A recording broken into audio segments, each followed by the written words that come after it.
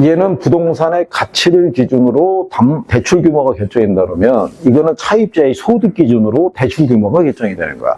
그러니까 소득이 많을수록 대출도 많이 받을 수 있고 얘는 부동산 가치가 비쌀수록 대출을 더 많이 받을 수 있다는 거라고. 그러면 예를 들어서 이 비율을 40%를 줬어.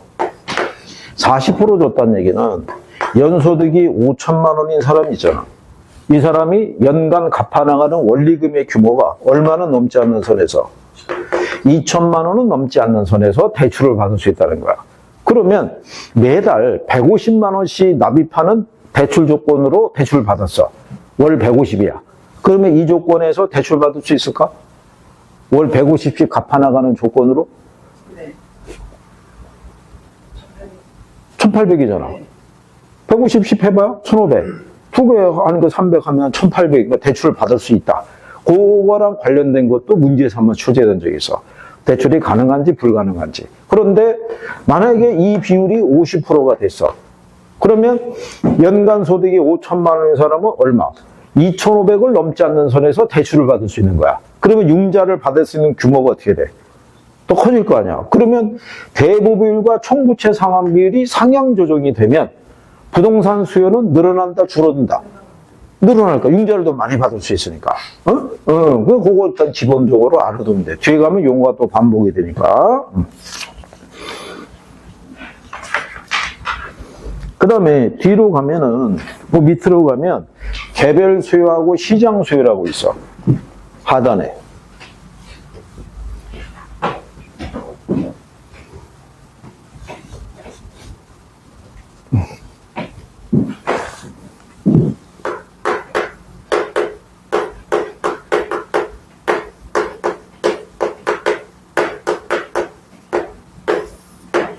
자, 개별 수요라는 거는 소비자 한 사람 한 사람의 수요를 개별 수요라고 그래. 그럼 시장에는 무수히 많은 개별 수요자가 있을 거 아니야. 그렇잖아? 그런데 경제학에서는 가정을 부여하는 거야. 개별 소비자는 딱 둘만 있다라는 가정이야. 둘만. 소비자가. 그리고 이 둘을 합한 걸 시장 수요라고 그럴 때 임의의 가격선이 하나 주어져 있어. 이렇게. 그래서 가격이 만약에 1,000원이야. A는 1,000원일 때 두 개를 소비해. 그러면 이거는 A의 개별 수요 곡선이 될 것이고, 같은 1,000원에서 B는 세 개를 소비해. 그러면 이거는 B의 개별 수요 곡선이 될 거야. 근데 거기 우리 상태에 보게 되면 시장 수요는 시장 전체의 수요를 말하는 것으로 개별 수요의 수평적 합계라고 돼 있지. 그 수평적 합계의 의미가 뭐겠어? 더하는 거예요. 양을. 그러면 두 개하고 세 개를 더하면 몇 개? 그래서 시장 수요 곡선이 개별 수요 곡선보다는 기울기가 완만해. 그래서 일반적인 얘는 수평적인 합계라고 그러고 나중에 배우겠지만 공공재의 경우만 수직적 합계라고 얘기를 해. 그래서 그래프 형태 틀리니까. 그래서 만약에 시장 수요를 구하라고 그러면 양을 기준으로 식을 정리해 줘야 돼. 양을 식으로. 그래서 기본적인 거는 n분의 1로 나눠서 계산하면 돼. 이게 그래서 P로 나왔느냐 Q가 나와있느냐. Q가 돼 있다는 얘기는 식을 정리해 준 거야. 근데 P가 돼 있다는 얘기는 Q를 기준으로 해서 식을 바꿔줘야 돼. 올해도 시험에 나왔어. 올해도 약간의 변형을 통해서. 그래서 그 뒤에 그 62페이지에 가면 62페이지 거기 하나의 예제 문제라고 있잖아. 거기 1번 보면은 시장 수요 함수가 100-4Q로 돼 있죠. 근데 몇 배로 늘었대? 2배. 그러면 답은 그 4를 2로 나누면 돼. 4를 2로 나누면 얼마야? 그러니까 답이 2번이야. 거기 새로운 시장 수요 함수가 QM으로 줬잖아. M은 뭐냐면 마켓의 줄임말이야. 그러니까 시장 수요를 얘기를 하는 거라고. 그러니까 이렇게 돼 있잖아. 100 마이너스 얼마. 근데 몇 배로 늘었대?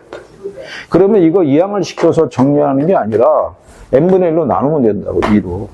2로 나누면 얼마야? 새로운 시장 수요 Q함이니까 이게 답이라고 이게. 그러니까 답이 2번이라고. 어? 그러니까 참고하라 이런 얘기예요. 그러니까 나중에 1년 배우면 선생님이 계산하는 요령을 알려준다고. 출제자들은 이걸 길게 해봐야 1분을 넘기지 않는 선에서 답을 찾을 수 있게끔 배열을 해주지 그냥 막 출제하거나 그런 건 없다고.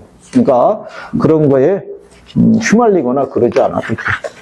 자, 그렇게 보면 되고, 그 다음에 뒷페이지 넘어가면 거기 뭐 실질적 수요, 잠재적 수요 이런 거 있잖아. 참고사항인데 이건 일본 애들이 번역한 게 소개가 된 거야.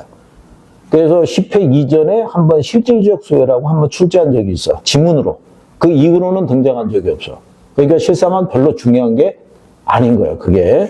그러니까 우리 이 학계론 교과서가 예전에 1970년대 번역한 내용과 90년대 이후에 번역한 내용이 섞여 있는 거예요.